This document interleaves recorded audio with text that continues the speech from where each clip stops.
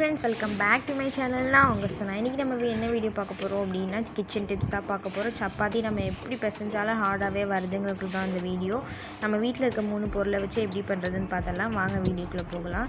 நான் 1/2 கிலோ அளவுக்கு கோதுமை மாவு எடுத்துக்கேன். நீங்கள் எப்போவும் எந்த அளவுக்கு கோதுமை மாவு எடுத்துக்கிங்களோ அந்த அளவுக்கு எடுத்துக்கோங்க. அதில் 2 டேபிள் ஸ்பூன் தயிர் சேர்த்துருக்கேன்.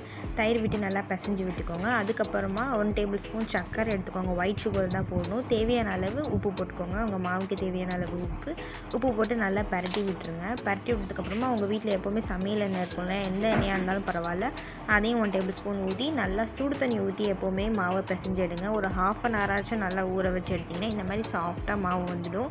மாவு நீங்கள் தேய்க்கும் போது எண்ணெய் ஊற்றி தேய்க்காமல் நல்லா கோதுமை மாவு வச்சு தேய்ச்சி இந்த மாதிரி ஆயில் விட்டு நீங்கள் சுட்டு எடுத்தீங்க அப்படின்னா சப்பாத்தி ரொம்பவே சாஃப்டாக வரும். கண்டிப்பாக அந்த டிப் உங்களுக்கு யூஸ்ஃபுல்லாக இருக்கும். நீங்களும் ட்ரை பண்ணி பாருங்கள்.